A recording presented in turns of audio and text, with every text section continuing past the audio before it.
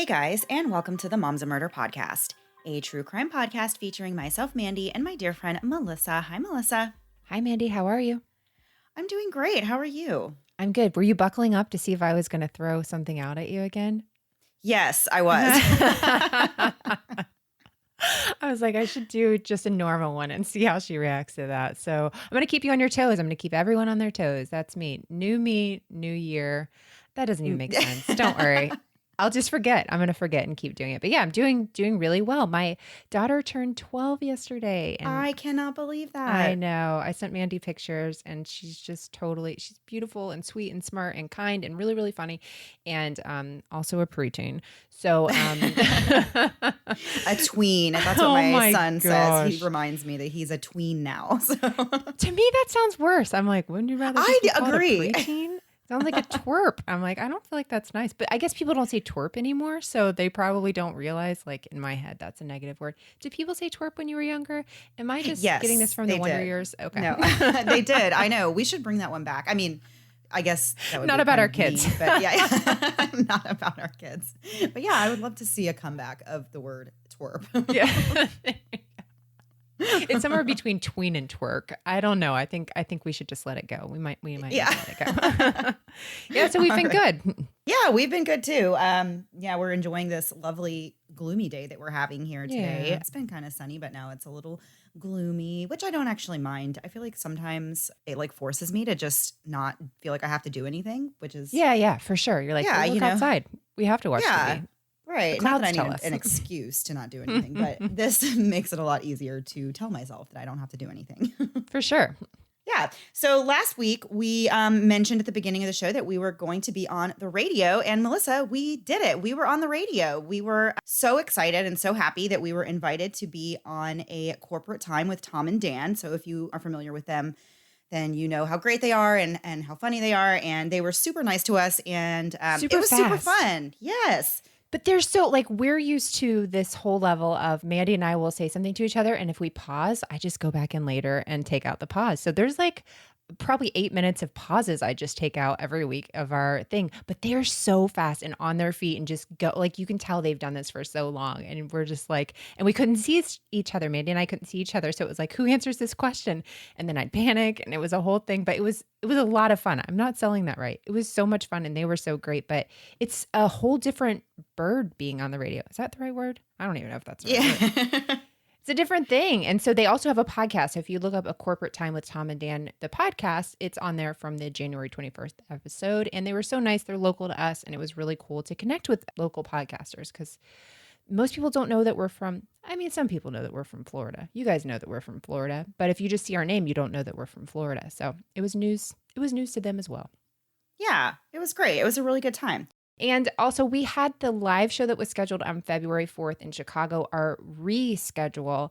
And unfortunately, you guys if you had a ticket to that, you will have received an email from Chicago Winery. By the way, it says Sinead O'Connor is canceled. So if you were like, I wasn't going to see Sinead O'Connor, and then you were excited you were going to, it's actually a cancellation for us. I don't know how that happened exactly, but our show, unfortunately, is canceled at this point. They're not really doing a whole lot at the winery right now. So it's not happening, but we came up with a plan. And is it a great plan? We don't know. Most of our plans are just trying to help us get by. But we are going to do, if you had a ticket to the live show, I'll put in the show notes a link to get a refund for your ticket if you haven't already, or you can get a credit for there, whatever you want to do. But if you will email us at momsliveshowcurse@gmail.com, because clearly this thing is cursed, a copy of your ticket, we're going to do a live Zoom show on the same night at 8:00. And so this is only for people who bought tickets for the Chicago show and have now been canceled on twice. We're going to do a live show. Mandy and I were just talking about the case that we're going to do. We'll open it up for discussion, hopefully be a really good time with everyone. So that will be on February 4th. And I think we're going to do 8 p.m., same time as a show, so we can keep it consistent. So if you already didn't have plans, well, now you have plans. You will be with us. Yeah. So hopefully that works out well for you guys. And we are so, so sorry. And really, it was just when we found out about it, we were it was a panicked day. It was just a total guilt, feeling terrible, all the emotions, none of them good. Where's my word a day calendar? It was just a rough, it was a rough one. So we're so sorry, but we hope this is a way to try and make it up to those of you who were scheduled to come see us. And I think this will be even more fun. It'll be, I mean, because I can be home. I'm always better when I'm at home. I mean, just I'm more likable, I feel like. If you take me out of my house, I don't know what I'm doing. I don't know what I'm doing right now. Please, let's move on to something else. I don't know what I'm doing. All right, so we'll just get right into the episode for this week then. So when I say Craigslist, Melissa, what is the first thing that you think of? Do you think of wholesome things, or do you think of maybe not so wholesome things? I am terrified. I had a crazy Craigslist story did I ever tell you this Craigslist story? I'll just say it really fast, where I was trying to buy my husband a gaming system years ago, like years and years ago. And I got a hold of this guy and he said, this is what I think of with Craigslist. This is where my thing is going. He said, oh yeah, you can buy it. Come here at whatever time. And I was like, okay, I'll meet you at the college. And it's a surprise. So I can't tell my husband. My husband can't go with me. And then I say, okay, my dad's going to come with me. He was in town and he wrote back and just canceled. He was like, oh, that's okay. Oh my gosh. Yes. And so I'm still convinced to this day that I was going to be murdered for buying like a Super Nintendo or something. It was something so old, but it like all changed really fast. So after that, I was like, I'm not doing anything on Craigslist. It scares me. I'm a worrier, so it doesn't matter. But anyway, so I don't think I have the happy moment you were looking for there. Right. But yeah, well, I also remember the days when I used to use Craigslist for various things. It was actually founded in 1995 by this guy named Craig Newmark. And when it first started, it was just for things that were happening and going on, and for sale. It just classifieds around the San Francisco Bay Area. But then it blew up and became this whole website where, it's in most of the big cities, I think, have a Craigslist page for their city. Right. I used to go on there and search for jobs when I was a teenager. I would look for like pets for sale, of course. Of course, that's what I would use Craigslist for. I would look for puppies and kittens for sale, looking for cars for sale. But that was back when Craigslist was pretty legitimate still, and you could actually find the things that you were looking for. Back before it kind of became this back alley of the internet, which I hate putting it that way, but I feel like it's true. I feel like everybody knows now that Craigslist, you just wouldn't go to Craigslist to get certain things anymore. You would just definitely go to a place that was more, I don't even know the word. I feel like now they changed it. It's kind of, everything kind of evolves. And I feel like it went from Craigslist and now Facebook Marketplace seems to be the bigger place that people are doing stuff like this. Same idea, but it seems like, Craigslist, their website, no offense to Craigslist, it has not been updated since it was created. It still since looks 1995, like MS-DOS. Yeah, I feel like I need to put like a command in there to get anywhere on it. So I feel like people have just naturally moved more to Facebook Marketplace. Maybe people still use Craigslist, but you're right. Like it does feel like, it's like when MySpace came around with Facebook. You're like, oh, I'm not doing MySpace anymore. Now we've got Facebook. It feels like a natural progression, and people, for the most part, I feel like, do people use Craigslist anymore? Do we know if people use Craigslist? I don't know. Yeah, is it even up anymore? Tell us if you use Craigslist. Because, I feel like it used to be a very nice website that you could find things that you need, classified ads. The other thing I find with Craigslist is that it's completely anonymous and you really have no idea who you're talking to. So I feel like that kind of paves the way for some more questionable and possibly illegal activity taking place on there, because there isn't this, like you said, on Facebook, you can still get weirdos on Facebook, but at least you have a name sometimes and a face even maybe. Right. And it just feels a little bit more secure and a little bit more safe. And there's really no shortage of stories about Craigslist ads that have turned into scary situations, including human trafficking, assaults, and even murders. Personally, when I think of what a Craigslist killer type of person might be like, I'm picturing like a middle-aged, creepy-looking guy like Dennis Rader or Ed Kemper, one of those types. But as we've seen since the inception of the internet, dangerous people can actually come in all ages and all forms. Today's episode is about how a Craigslist singles ad turned into a shocking murder in 2013, and the perpetrators really were not who you would expect. It was almost lunchtime on November 12th, 2013, when a woman named Brittany Settler was fixing herself a warm cup of coffee on a cool fall day. While she was going through the motions and gathering her creamer and sugar, she glanced out the window and saw something strange that immediately caught her attention. Upon closer inspection, Brittany realized that what she was seeing was the body of a man lying on the ground and covered in blood. Amazingly, it was actually so late in the morning and it didn't appear that anyone else had alerted the police. So Brittany immediately dialed 911, and when investigators arrived, a bizarre case began to unfold. It quickly became apparent that the man was dead and had been for hours. His skin was blue and he was found clutching a set of keys, but he wasn't found with any identification, which of course is going to make the start of an investigation that much more difficult. The victim did have a cell phone, but it was protected with a password, so they weren't able to access the contents of the phone. The first thing detectives have to do is identify who their victim is before they can start to investigate the events that led to their death. In this case, they didn't have an immediate idea who the victim was. That was until his cell phone rang and one of the officers answered the call. It was a frantic woman named Colleen LaFerrara, and she was looking for her husband, Troy. Things take a devastating turn when she was told that her husband had just been found dead. Troy LaFerrara was found with 20 stab wounds on his body and it appeared that he had been strangled, but it was believed that he had been murdered at another location and dumped where he was discovered that morning. Residents of that area hadn't seen or heard anything unusual, and there was no blood or other trail leading away from the scene, so police had to dig into the background and circumstances surrounding this case in other ways. Troy was born on June 20th, 1971, in Sunbury, Pennsylvania. He was raised in Port Trevorton, and after high school, he went off to Penn State, where he pursued a degree in civil engineering, which he did obtain. He went on to earn licenses as a professional engineer, a professional land surveyor, and a sewage enforcement officer, and he worked as the senior resident engineer at the Lycoming County landfill. He was highly respected at his job, and he was known for being direct without being rude. Troy was a real outdoorsman who loved hunting, archery, and shooting with rifles.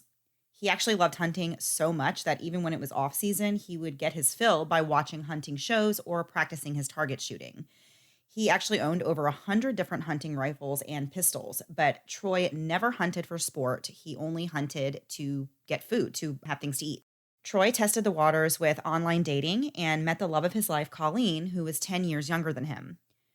Colleen liked older men, and she knew as soon as she started talking to Troy that he was the one for her. But they took the relationship slow, and it wasn't until 8 years in that the two of them finally got married. The relationship was very loving, just like Troy's other relationships, such as the ones that he had with his mom and his sister. From the outside looking in, Troy seemed to have a pretty peaceful and satisfying life. But what his friends and family didn't know was that Troy was kind of living a double life, and it was what he was doing in secret that ultimately put his life in danger. Even though Troy had this happy life and this loving marriage, for him, something was still missing. For several years, it had been a thing for Troy to seek the companionship of other women and to pay exotic dancers for private performances. Troy would put out a classified ad stating that he was willing to pay a woman for their company, and one of the places he would put these ads was on Craigslist. And in November of 2013, he posted one such ad. A woman named Miranda responded to the ad and offered to meet Troy for dinner in exchange for $100. But Miranda wasn't the typical type of companion that Troy usually met up with. Miranda was much, much different, and she had a different idea in mind than just meeting up with Troy for dinner. Miranda Barbour was nowhere near Troy's age. She was just 19 years old at the time she responded to his ad, and Troy was 42. Miranda was actually a very troubled young woman who had been dealt a really terrible hand in life and began a downward spiral at the age of 5 after being the victim of repeated sexual abuse. At some point, Miranda was introduced to the practice of Satanism, and she latched on at an early age. Her teen years were a wild ride, and it all led to this meeting between herself and Troy LaFerrara. This wasn't the first time Miranda had responded to personal ads where men were offering money to meet up with a woman, but this time was going to be different. And that's because Miranda had decided that she was going to murder someone just for the thrill of it. This was an idea she didn't arrive at alone. It was something that she discussed and pre-planned with her 23-year-old husband, Elytte Barbour. There's really no way to understand how these two came to this absolutely horrific idea without going back and explaining the events in Miranda's life that led up to this point. As we said before, she got a pretty rough start in life, beginning when she was diagnosed with developmental dysplasia at the age of 2 and placed in a cast to repair her dislocated hips, and she had to wear this cast until she was 4 years old. But little kids are very resilient, and Miranda was a happy child nonetheless. That is, until her Aunt Melissa and her husband Rick moved to the same neighborhood where Miranda's parents lived. Aunt Melissa was Miranda's maternal aunt, and she was married to a U.S. Army soldier named Richard Fernandez. He went by Rick. They had a son who was Miranda's age, so the families were really happy to be closer so that these cousins could grow up together. In an absolutely terrible turn of events, living closer to this family became a literal nightmare for Miranda and her sister Ashley. Uncle Rick was always very facilitating and encouraging of these young girls coming over for sleepovers and play dates, but he had very disgusting and sinister motives for this. And the two girls, who at the time Miranda was 4 and her older sister was 6, they were repeatedly forced to endure sexual abuse at the hands of Rick. Miranda and Ashley's mom, Elizabeth, had also been sexually abused as a child. And as a result, she was very careful and very picky about who she allowed her daughters to be alone with. But of course, she never would have expected that her own sister's husband would turn out to be a sexual predator. When the girls finally spoke out and confided in their mom that they were being abused, Elizabeth was devastated. After having been through this same experience herself, she was completely heartbroken and so angry that her little girls had been the victims of the same kind of life-changing crime. The police were notified of the abuse, and an investigation revealed an entire book that Rick had written that encouraged uncles, fathers, and grandfathers to engage in sex acts with their young nieces, daughters, and granddaughters. And the types of assaults that he wrote about in this book were the same things that he actually did to Miranda and her sister Ashley. Oh my gosh. Just incredibly awful. When I was learning about this part of the story, I was like, I just could not. It's just No. horrifying. You can't even imagine this happening in your family. He was arrested on 5 counts of sexual abuse and taken to jail, and Miranda's family packed up and moved away from the area and settled in an Alaskan borough. Although her parents tried to create a normal life after the abuse, Miranda had a harder time recovering from the trauma. Over the next several years, we're talking about a 5 to 10-year-old child here, she had these repeated disturbing thoughts and nightmares. For example, she started having this recurring dream that she killed her pet bird, Henry. And in real life, Henry lived in her bedroom and she loved this bird. So these dreams of hurting him were really upsetting to her. Eventually, these nightmares continued. And one morning, Miranda awoke to realize that she did indeed kill her pet sometime in the night, but she could not remember doing it and didn't know why.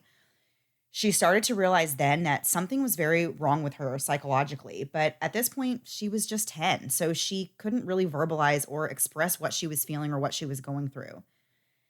At the impressionable age of 12, Miranda befriended some kids who were in some kind of gang that was based on Satanism, or so they thought. She rapidly fell in with this crowd and began using drugs and having sex, and eventually she started being very defiant and running away from home for maybe 3 days at a time.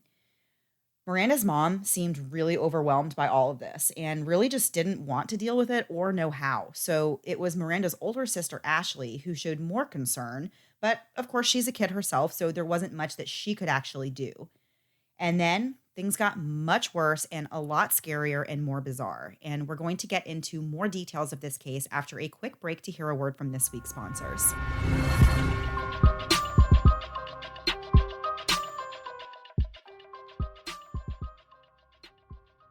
It's 2021 and we're shopping for everything from groceries to bras online.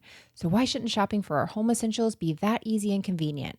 Thanks to Grove Collaborative, now it can be. That's because Grove is the online marketplace to buy all your sustainable home essentials and have them delivered right to your door. Grove believes going green shouldn't have to be hard, and that's why they take the guesswork out of going green. I was able to easily navigate Grove's site with thousands of categories, including things like home, beauty, and personal care products, and they're all guaranteed to not only be good for you, but good for your family, your home, and the planet. One of my all-time favorite Grove products is the Grove Co. Daily Shower Cleaner. I'm not going to call my family lazy, but my lazy family will even use the spray after taking showers, and it helps remove soap scum without me killing myself trying to scrub it down. Nothing makes me happier than being able to buy that and my Mrs. Meyer's room freshener spray all at one place at grove.co. Join Mandy and I, plus over 2 million households who trust Grove Collaborative to make our homes healthier and happier. Plus, shipping is fast and free on your first order, so you can go grab those things you're running low on right now and get them right away. Make your home healthier this new year. For a limited time, when our listeners go to grove.co/mm, you will get a free Mrs. Meyer's gift set plus free shipping with your first order, a $30 value. But you have to use our special code. Go to grove.co/mm to get this exclusive offer. That's grove.co/mm. I watch a lot of trash TV. You know the type: Real Housewives, Love After Lockup, Jersey Shore. They are all my guilty pleasures. But do you know what I feel exactly zero guilt about? Playing Best Fiends. Best Fiends is a match 3 puzzle game that gives me endless entertainment right at my fingertips. And best of all, I can even play it while watching trash TV in the background. I love rearranging my fiends to see if I can pass an especially tricky level. And although Best Fiends is an individual game, I am a little bit competitive and enjoy checking in with my friends who are playing just to make sure I'm ahead of them. Best Fiends is not only my go-to boredom buster, but it's a blast to play and free to download. Speaking of boredom, you'll never be bored with Best Fiends because new levels, events, and challenges are added all the time, so you can always play one more level. As a mom, I'll take my wins wherever I can get them. And sometimes those wins are in the form of beating a level of Best Fiends. I've played over 1,100 levels of Best Fiends, and I never get bored because Best Fiends keeps things interesting and challenging with new levels and themes, so it's a great way for me to kill a few minutes while enjoying a break from all of those other adulty things. Download Best Fiends free today on the Apple App Store or Google Play. That's friends without the R. Best Fiends. Now back to the episode. So before the break, we were talking about Miranda and what she was getting involved in, and she had joined this satanic gang, and her mom was really concerned, but it didn't seem like a whole lot was being done to help Miranda. So after one of Miranda's day-long stints away from home, she came back with a swastika carved on the back of her neck and the name Forrest carved on her thigh, and she told her mom that this man Forrest was now her quote-unquote owner.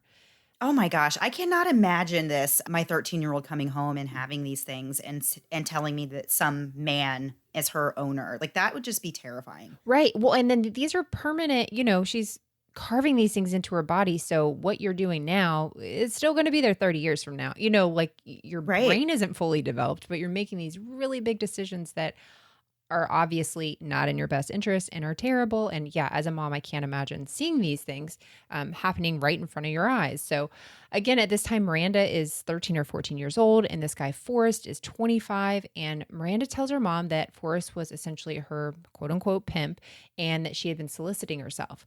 But now she said that Forrest went from being her pimp to being her ruler, her words. The rest of Miranda's teen years were spent on a fast path to self-destruction. She stopped attending school regularly, and she became aggressive and violent and would make up these stories of violence that became so realistic that people couldn't tell whether she was making it up or telling the truth. But she was also violent and got into physical fights at school. And this is kind of crazy, but we're in Alaska, and Miranda apparently punched Willow Palin, who is the daughter of Sarah Palin. She punched her once. Apparently, she did not like her and evidently punched her in the face one day, which led to her being suspended from school. With Miranda's mom turning the other cheek to her behaviors, they only continued to worsen, and Miranda began lying about anything and everything to manipulate people into getting her way. This behavior had a lot to do with the fact that Miranda had become addicted to a very hard drug, heroin, and the only way to support her habit was to lie and manipulate her way through. Drugs take a toll on a person regardless of their age, but it's especially dangerous for developing minds. So when Miranda's using these heavy drugs, her mental health quickly deteriorates. But she actually recognized that there was something going on, and she even knew that it was bad, but she instead chose to embrace it, and all her involvement in Satanism made it easier for her to do that. Throughout the years, Miranda made attempts on her own life more than once and regularly harmed herself by cutting. When she was 13, her parents sent her to an inpatient facility to be treated for her drug abuse, as well as to get help for Miranda's emerging mental health issues.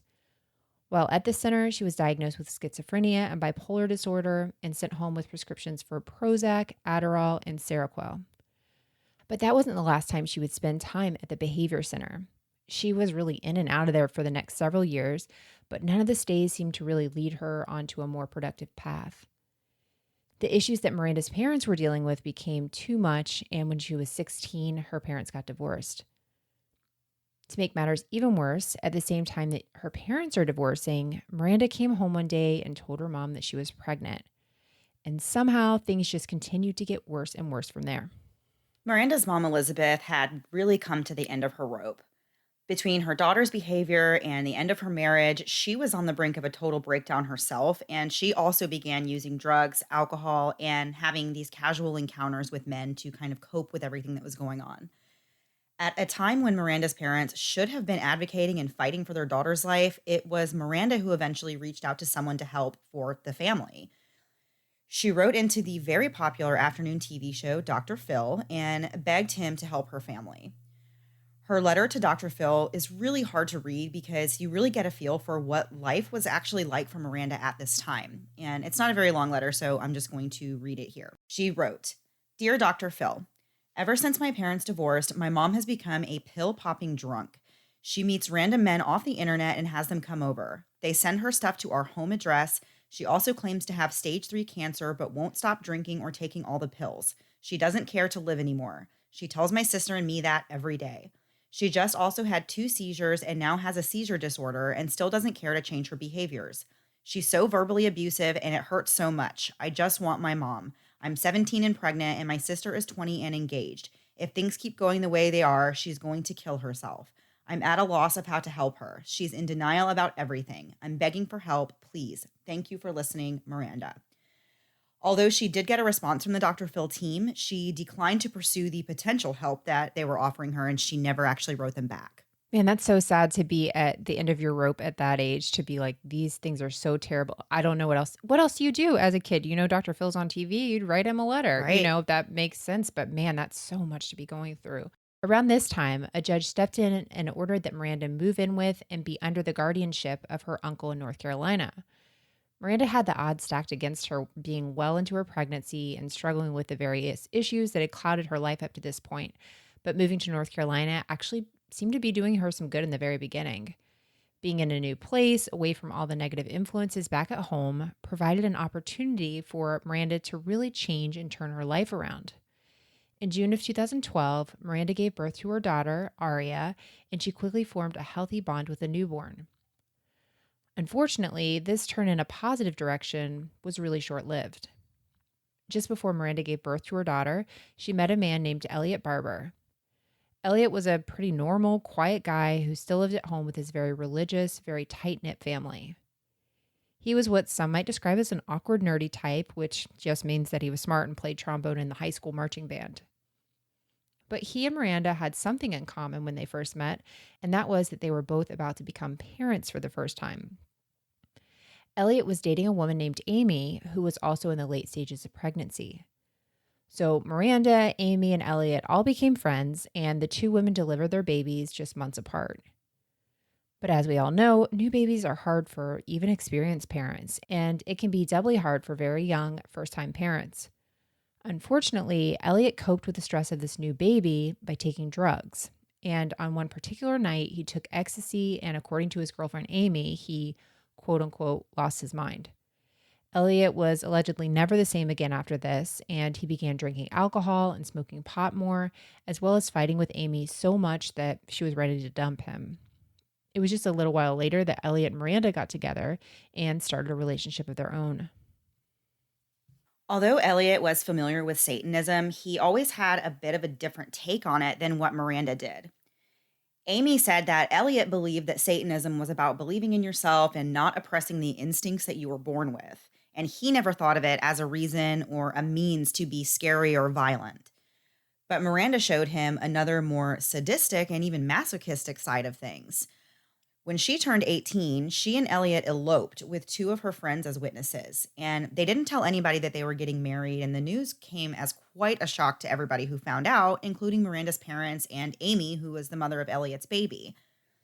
Right after getting married, Elliot and Miranda packed up everything they owned and took off.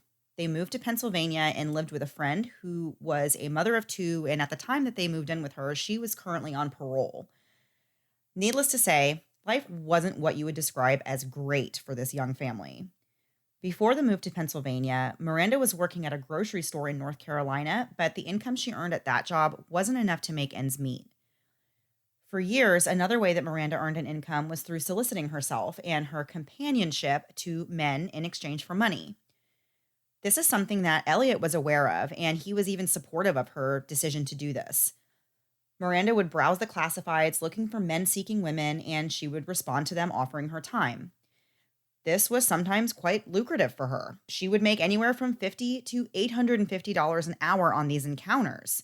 So Elytte later claimed that Miranda never had sexual contact with her clients and that she was only there for true companionship. So he said that she would meet up with them for dinner or just to hang out and talk, but he insisted that sex had absolutely nothing to do with any of this and that what Miranda was doing was not illegal. So this is how Miranda eventually met Troy LaFerrara. But how did this simple meeting with a stranger for cash end with the death of a man? The details of how we get from point A to point B are just so senseless and hard to believe, and we're going to get right back into the rest of the story after one last break to hear a word from this week's sponsors.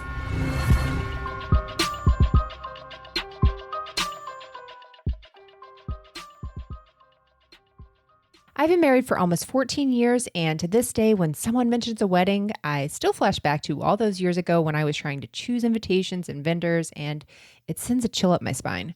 Planning a wedding can be hard, but Zola makes it easy. Join over 1 million couples who have already planned their weddings with Zola because Zola makes planning weddings easier and, more importantly, less stressful by giving you and your future spouse everything you need all in one easy-to-navigate place. Everything from your vendors to save the dates and registry, Zola's got you covered. Zola makes it so easy to find pre-screened wedding vendors in your area while giving you personalized recommendations based on your style and budget, so you can feel like Beyoncé without paying Beyoncé prices. Zola is also a great place to find beautiful and affordable designs for your invitations, as well as free change the date cards if you found that you needed them. I think one of the biggest perks of using Zola is being able to create a beautiful website that's the easiest way to share the details about your big day as well as updates. You can even host virtual events for free. The website includes a frequently asked questions page where you can answer those awkward questions about plus ones without having to really answer those questions to someone's face. Plus, guests are able to shop your registry all right there on your site. Zola's registry is so fun and so easy to use, and you can choose to register for gifts, cool experiences, and cash funds all in one place. And you can use those cash funds for anything you're needing or wanting, like for your honeymoon, a charity, or even towards a new home. Plus, you can access support with a human advisor, not an AI, 24/7. Go to zola.com/moms today and use promo code SAVE50. That's SAVE50 to get 50% off your save the dates. You can also get free personalized paper samples before you purchase. That's zola.com/moms, promo code SAVE50. It's been freezing outside, even by Florida standards, so while I have the heat running at night, I don't want to wake up feeling like I'm on fire like that dog in the middle of the I'm fine memes. For hot sleepers like me, even these cooler months can lead to feeling too hot at night, and a hot night's sleep is not a good night's sleep, which is why I'm a big believer in my Eucalypso home sheets. Whether you're a hot sleeper or a cold sleeper, we know you guys exist too, Eucalypso has made it their mission to keep you comfortable while you get your beauty sleep, thanks to their light and naturally temperature regulating sheets. They are so comfortable and so breathable. In fact, they are 3 times more breathable than cotton and 70% more moisture wicking, which means less laundry for me. Eucalypso sheets are the definition of soft and are made from 100% organic eucalyptus fibers, which also makes them earth-friendly. But wait, there's more. Eucalypso sheets are not only comfortable and cool, but also hypoallergenic. It will leave you asking yourself, are we living in the future? I don't know for sure, but if we are, don't tell me. I like this timeline with my Eucalypso home sheets. Find them at eucalypsohome.com. Go to eucalypsohome.com and use promo code MOMS for 10% off plus free shipping on your entire purchase. Again, that's eucalypsohome.com and use code MOMS. It's been a while since I've had a baby of my own, and some days I miss it so much. The baby cuddles and baby smiles, but when it comes to diaper rashes, not so much. I remember the first time my oldest had a diaper rash, I was really devastated. Here's this tiny thing totally dependent on me, and now she's fussy and obviously uncomfortable, and I'm supposed to have the answers. Well, with time and treatment, it went away, but what I really wanted was to avoid it altogether. And now, baby butts rejoice. New Huggies Skin Essentials are here, a brand new dermatologist-approved line of diapers, wipes, and pull-ups training pants, all designed with baby's sensitive skin in mind. The wipes are thick and have 0 harsh ingredients for a great, gentle clean. Pull-Up Skin Essentials has got your big kid covered too, with a training pant that's ultra soft and breathable to help protect sensitive skin throughout potty training. Whether you're a first-time parent or a seasoned pro, make it easy on yourself and your baby with Huggies. Learn more at Huggies.com. Once again, head to Huggies.com to learn more. And now back to the episode. So before the break, we were talking about Miranda going online and looking for these men that were willing to pay money to her for companionship. Elytte knows about it and he's fine with it, and he sees it as a source of income. But behind closed doors, Miranda and Elliott's relationship was definitely a little different. We mentioned before that they both practiced some form of Satanism, or at least what they thought was Satanism, but they were into other things that some people would probably find disturbing, such as bloodletting. They would intentionally cut themselves and got pleasure from seeing and playing in their own blood. It was pretty early on in the relationship, though, when Miranda and Elytte began discussing something horrific. They wanted to know what it was like to kill someone. Neither of them had any reason or motive to do such a thing. They just decided that they wanted to and that they were going to do it. And what better way to find a random victim than by luring one to you through the internet? That day started off like any other for Troy LaFerrara. He kissed his wife goodbye like he did every morning. But on this particular day, it was almost like Troy had a sense that something terrible was going to happen. On his way out the door on November 11th, 2013, he said to his wife, quote, "If anything ever happens to me on my way to work, I want you to know that I always love you," end quote. Later that day, Troy did as he had done many times before and logged into Craigslist in search of a woman to spend an hour or two with later that night. When he logged on that day, he saw that he'd received a reply from someone on an ad he had posted just a few days prior, and that person was Miranda. Even though a few days had passed, Troy decided to reach out to Miranda anyway and see if she was available that evening. Before meeting up with her, Troy visited his elderly mom, ate dinner with her, and then spent some time on the computer before he headed out to meet Miranda at around 8:15 that night. The plan for that night was for Miranda to meet Troy in the mall parking lot and pick him up in her car. And from there, they were going to drive to a rental property that Troy owned and was renovating at the time. He said that he bought this house from his mom for $1 and he had these big plans to remodel it. But in reality, the house was used for nothing more than taking women for sexual encounters, and he never actually started any renovating. As it would turn out, the day that Troy reached out to Miranda looking for this date, it just so happened that it was Elliott's birthday, and Miranda already had plans to have dinner with him and to celebrate his day. But when Troy popped up asking to meet, Miranda and Elytte decided that it was a great night to go forward with their previously discussed plan to find a random person and murder them. Little did Troy know, but he was being set up to walk right into his own demise. While coming up with this murder plot, Miranda and Elytte discussed what role each of them would play in the murder. It was going to be Miranda's job to lure the victim in, and then both of them would participate in the killing. Since Miranda was driving to pick up Troy, they decided that she would have a code word that she would use when she was ready for Elytte to move in and make the first attack. For their plan, Elytte would be hiding in the backseat of Miranda's car, covered up by a blanket when she picked Troy up from the mall. He would stay there waiting until Miranda said the code word, and then he would spring up from the backseat and start strangling Troy from behind to subdue him. And from there, the plan was that Miranda would stab Troy to death. All of this for absolutely no reason at all other than the thrill of doing it, which in these kind of cases, you just can't even wrap your head around just why somebody would do this. I mean, they're really, and just to say like there was no reason, like that is not a satisfying answer to hear that they actually just did this for absolutely no reason. No.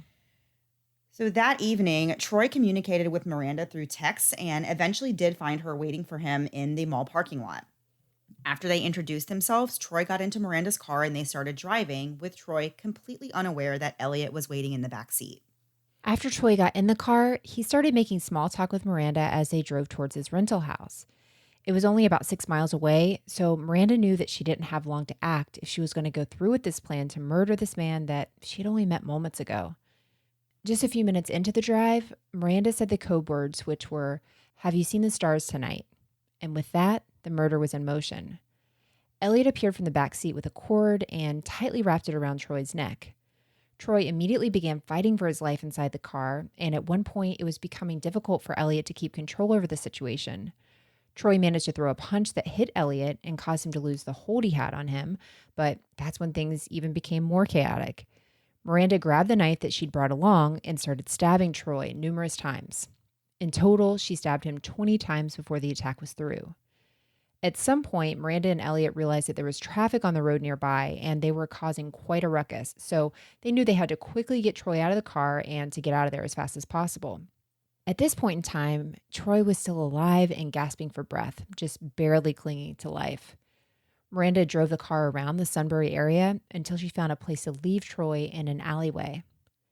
After they pulled him out of the car, they robbed him. Miranda took Troy's wallet and cash out of his pockets and then got back in the car and drove off, leaving tire tracks on the road in her haste.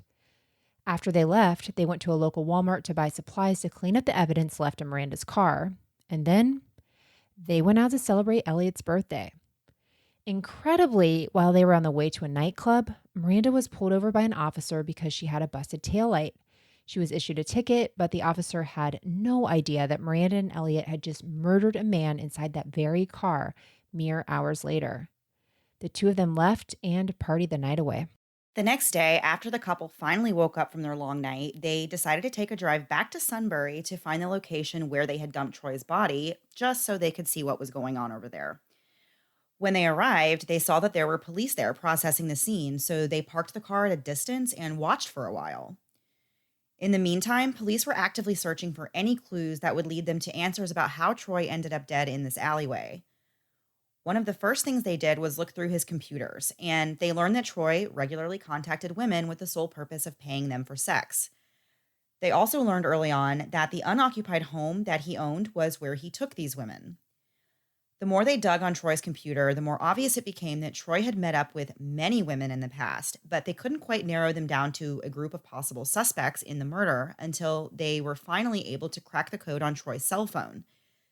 This is where the big break really came in. Once they had access to the phone, they saw that Troy's final call was to a North Carolina phone number that was owned by Elytte Barbour. This was rather surprising to the officers because they were expecting it to be a woman.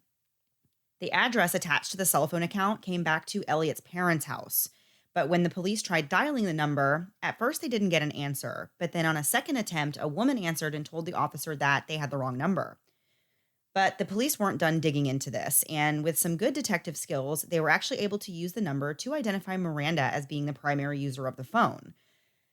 Even though nothing was in her name, she had previously listed that phone number as her contact number when she transferred her vehicle registration from North Carolina to Pennsylvania. So once the police had Miranda's name, they were able to find out the current address where she and Elytte were living. Although there was plenty of evidence that suggested that Miranda and Elytte had something to do with Troy's murder, police still didn't have anything they could arrest them on. Surveillance footage from the mall parking lot showed Troy arriving in his truck and then getting into an SUV, but the footage was so grainy that nothing about the SUV or the driver was recognizable. I feel like that should be a goal for 2021. Let's get all of our CCTV or whatever it's called footage up to par, because Right? what is the freaking Yes. point if we can never see anything? It's I impossible. agree. I I know. feel like what's the And point? it really is crazy how it's not. Yeah, it's not. It's crazy to me that it's not clearer with all the technology we have. And like, we definitely have the capability to have crystal clear cameras and stuff to get good surveillance footage. So it really is mind boggling that we still have the grainy footage, that we're trying to figure out what's even happening, when we look at this stuff. My Ring camera is just makes me look like a terrifying monster every time I walk by it. It's so clear, but it's showing the real picture. I mean, let's put some Ring doorbells out there. I don't know what to do, Right. but it's crazy. So police started asking other local businesses if they could look through their surveillance footage in hope that they would see the same or similar SUVs somewhere else and get a clearer picture. And that's when things really started to come together for the investigation. They spotted the SUV at the Walmart later that night, and surveillance from inside the store captured Elytte as he walked down various aisles, grabbing things like cleaning products and garbage bags, paper towels, and seat covers. Officers contacted Miranda and Elytte in hopes of getting them to talk. And lucky for them, Miranda volunteered to be interviewed without a fight. But of course, she asked for a lawyer as soon as she got to the police station, but then she decided to talk to the police without a lawyer anyway. At first, she denied knowing who Troy was, but investigators confronted her with a computer and phone records that showed that Miranda had agreed to meet with Troy that night. According to officers, the nature of the ad that she responded to and their messages led them to believe that this was going to be a sexual encounter, but Miranda insisted that it was just dinner. Either way, regardless of what Miranda was meeting Troy for, The fact remained that she was the last person he spoke to before he died, and that did not look good. Officers asked Miranda point blank if she had anything to do with this murder. She became very defensive and said that she never met up with Troy, and since she wasn't under arrest, she told the police that she wanted to leave. They said, "Yeah, sure, you're free to go, but we need your phone." And that's when Miranda lost it. Officers had to physically wrestle her phone out of her hands. She then stormed out of the police station and went home. Later that same day, Elliot was brought in separately for his own interview. He told the police that as far as he knew, what Miranda did on the side for money was just meeting up with men for nothing other than companionship. He said that if Troy's number was on her phone, then it didn't mean anything other than that he was a potential client of Miranda's. And he told the police that they should not be suspicious of his wife and that there was no way she had killed anyone. He even pretended to be just as upset as the police when he found out that Miranda may have made plans to meet Troy on the night of Elliot's birthday. And he said to the police, quote, "Well, it looks like I'm going to have a long talk with her when I get home." Miranda then picked Elliot up from the police station and they went to a friend's house. The two of them broke down and told their friend everything that happened and confessed to being the ones to stab Troy LaFerrara. When the friend heard this, they strongly urged Miranda and Elliot to go back to the police station and provide a full confession. After some convincing, Miranda agreed to do that, and she was dropped off at the police station just before 4 o'clock in the morning the next day. While she was at the station awaiting her second interview, Miranda was completely unaware that the police had already seized her SUV and were planning to process it for any possible evidence. She began telling the officers her story about the night in question. She did admit to meeting up with Troy that night, but in her version of events, things went sour when Troy allegedly assaulted her, which, as we know, is not the truth.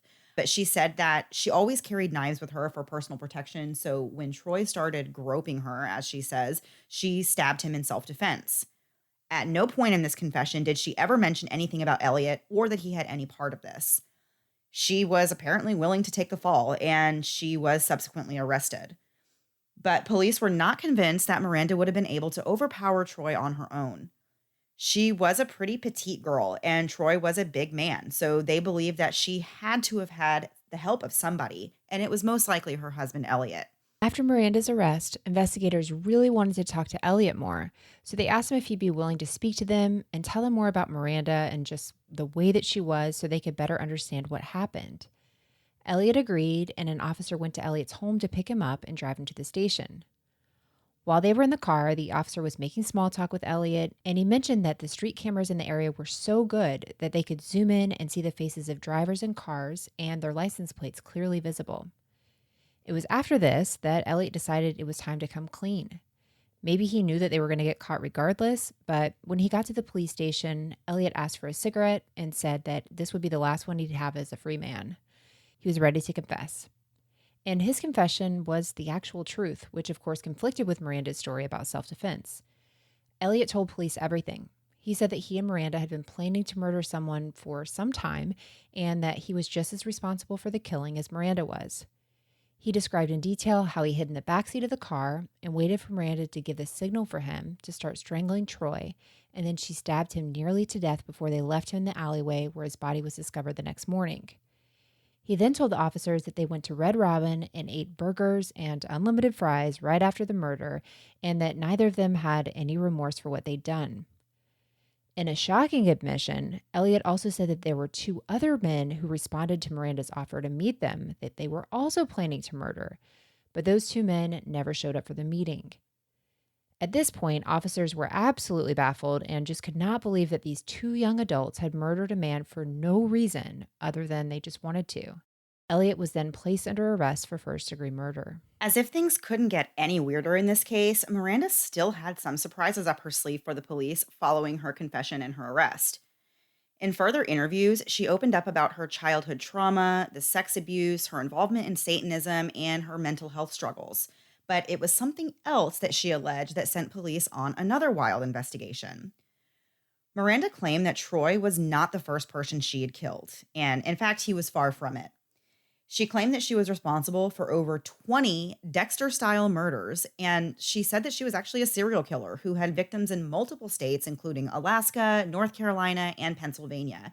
And she said that she only murdered people who deserved it, just like Dexter from the popular TV series.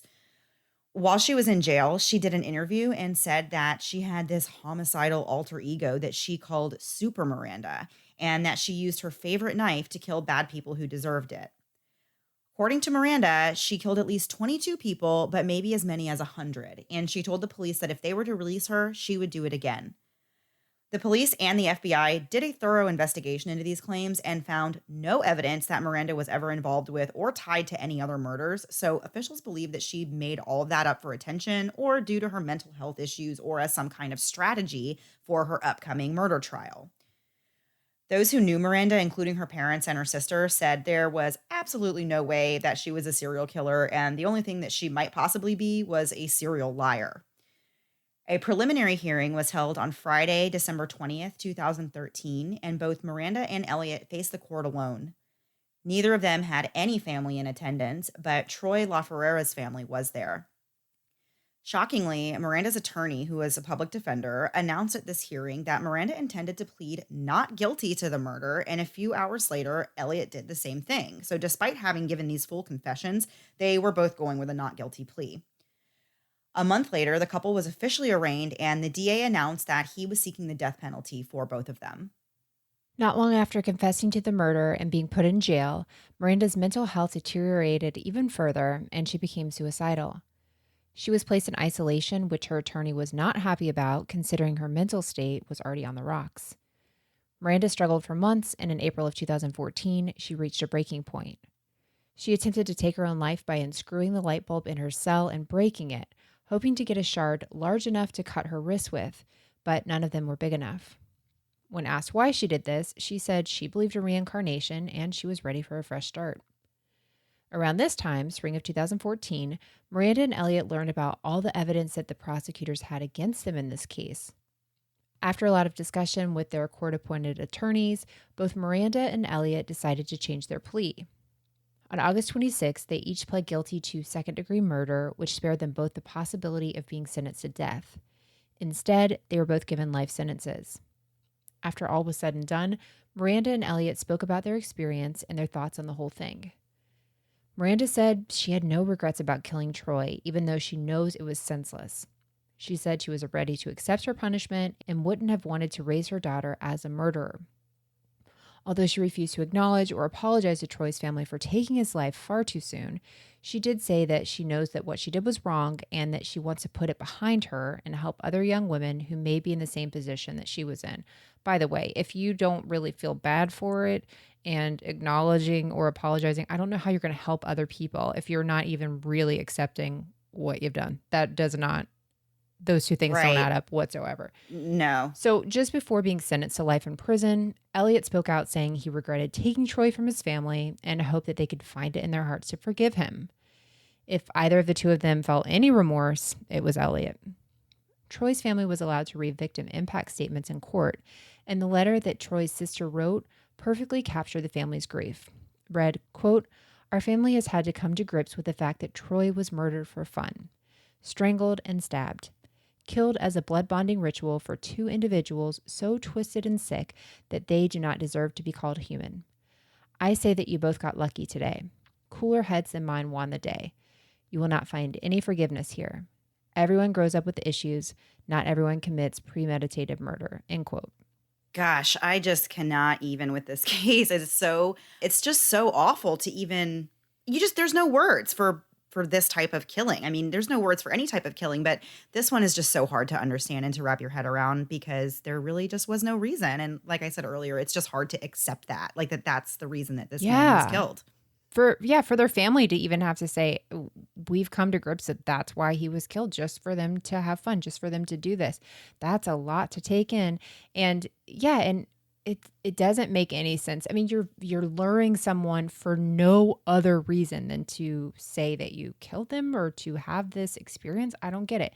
I don't believe that she killed 22 people, not with as quick as she went and told, their friend how quickly that she told them that she killed somebody.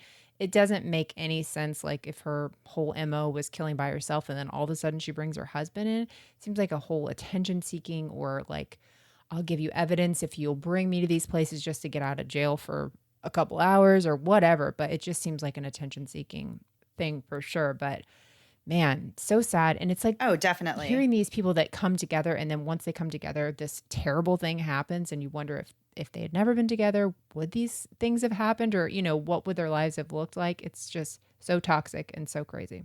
Right, I know. Well, the thing with Elliot, he didn't have the terrible, terrible childhood that Miranda had. And a lot of people do believe that it was her who kind of pulled him into what she was getting involved Right. with. And, she ended up being the bad influence on him in this case. Not that it excuses Right, his right. part in any of it.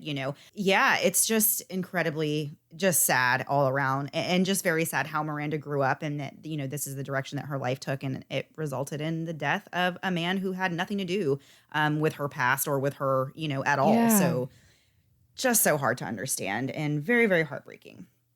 Okay, so we're going to turn the page and do our last thing before we go segment. And Melissa, why don't you explain to us this week what it is that we are talking about? So it's a play on what is it called?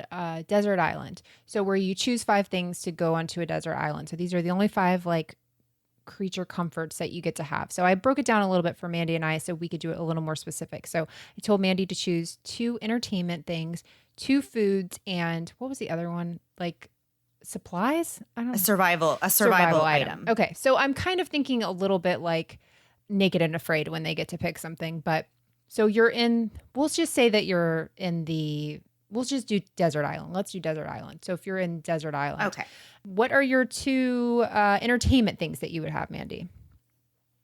So, I mean, this is going to sound really obvious, but I want my phone. That is the most entertaining thing that I have in my entire Right. life. I don't even need a second thing. I just want to have my phone because then I can be entertained. I can read the news. I can read, I can scroll Facebook. I guess I wouldn't have internet, so that Yeah, wouldn't you really, might want to have be that that as your great. second one. You might want to add internet. Yes, I need a Wi-Fi also tower on my island with me and my phone. Those are the only 2 things I need. What else even is there? I was trying to think. I'm like, what else other than my phone would I take for entertainment? But you can take a book, but once you read it, I mean, how many times do you want to read the same book? So that's not very entertaining for more than a few days. But there's really nothing else. As sad as that sounds, what else is there that I would take for entertainment other than my phone? Honestly, you got mine because those were the same things I picked, phone and internet, because I can access books on my phone. If I have internet, I can do that. I can watch everything. I'm assuming this phone comes like fully loaded with like the Peacock Right. channel, which I'm now obsessed with, Yeah. Netflix, HBO Max, all of that. I want things that I don't even pay for. I want Showtime on there. I never have Showtime, but give me Showtime for this. I need it for this. So Right? I mean, we're past the days of like Rubik's Cube, like nonsense. Like, I mean, you could take like a puzzle with you or a game or something, but yeah, what else? I just, maybe I'm just a child of the new world, but I The just new cannot world. imagine trying to have anything other than my phone for entertainment. I feel like it wouldn't be entertaining. My daughter is like obsessed with Rubik's Cubes and does them all the time. It like she and I are so different because I'm like, would you like to watch a TV show with me? And she's like, I'm just trying to figure out this algorithm. I'm like, there's algorithms in Rubik's Cube? I thought you just twisted it Yeah. until like there's a whole plan on it. So we are similar and very, very different. So the next 2 things, 2 foods. Now these foods can sustain you forever. Like it's kind of like a Willy Wonka situation where you won't get sick from them. You'll get the nutrients you need, even though they're not great. So basically 2 favorite foods that would never make you sick and you'll never get sick of eating. What would your 2 be? Foods or meals? Whatever one you have is what we'll do. Okay, so we're gonna go with eggs because I love eggs Oh and I my eat eggs gosh, that's so constantly. boring. I love eggs and they're so good for you, and I eat them. I already eat eggs like multiple times a day. So I love them, and I would definitely have to have that. And of course I have to have avocados. You knew that was going to be one of mine. And yes, I would be happy as ever to just exist 0 on corn nuts. eggs and Corn nuts would not be a avocados. thing that would be on your list. No corn nuts. I do like corn nuts, but if it's like a long term, like I have to just be stuck with this forever, I feel like I would get tired of corn nuts, and I would get tired of listening to myself chew them. So Oh, all of a sudden that comes into play? Wow. You don't want to respect other people's ears, but yours, it's too far. Okay, so I would go with, one of my favorite fruits, and I'm thinking like things I don't get sick of, Honeycrisp apples. I could eat them all day. yum. They're like a dessert, but they're nutritious and they're so good. I don't know. I've just been obsessed with them and eating them all the time lately. That and I did steak, which I know like people probably get sick of it. I don't get sick of steak. I could eat it for every meal all day long. Just the Me too. perfect I like love steak. medium rare. Oh, yeah. And then just I'm not even asking for A1 sauce on this trip. I'm just assuming that it's seasoned just like I like it, which is just like a lot of salt, nothing special. And it would I be love how you're calling being stranded on an island for eternity a trip. Oh, I forgot. Okay, yeah. So things are going to be rough for me, but I can definitely eat some steak. Where is the cow coming from? I have no idea. I don't need it. We don't All need to do right. that. Okay, last one. What is your survival thing? You're going to hate me for mine. What's your survival thing? So it was really hard for me to pick one survival thing because I feel like you need a weapon or a tool of some kind, like a multi-purpose tool. So that seems like the easy answer, but I hate to say, I feel like I would waste my survival item on not something that I could protect myself with or hunt or do things with as a tool. I am going to be bringing along a life straw so that I can have fresh water and I don't have to really do a lot to hunt for it, because that is like the one thing I'm always so scared of in like a survival situation is not being able to find water or not have water that's clean Right, if you right. find a pond water or something.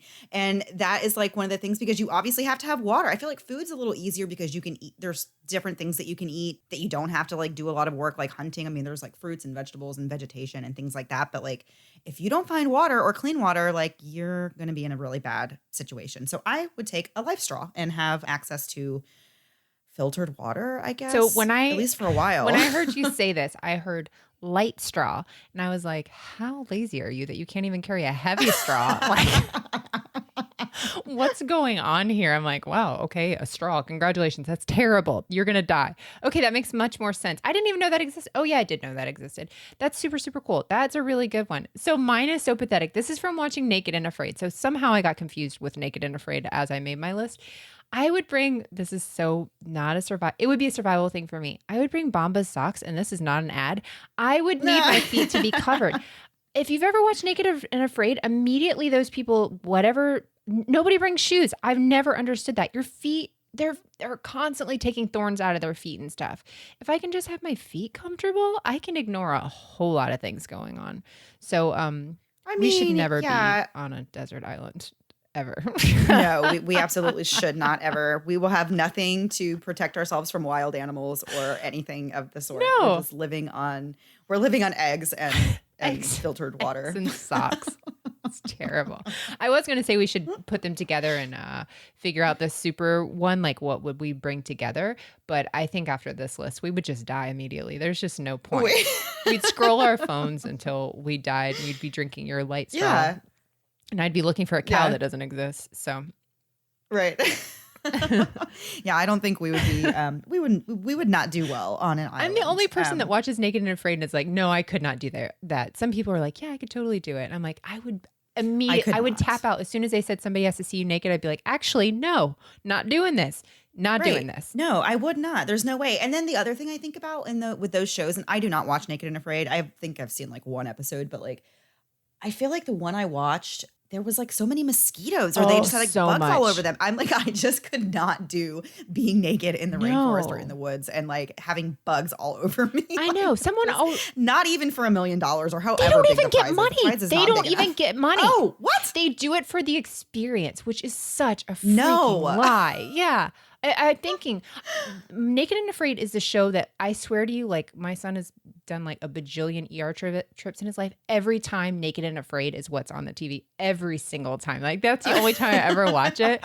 And I'm just like, well, nothing else is going on here. So let's just hang out and watch this. But yeah, that, or I would think, what's the big furry, what's the, oh gosh.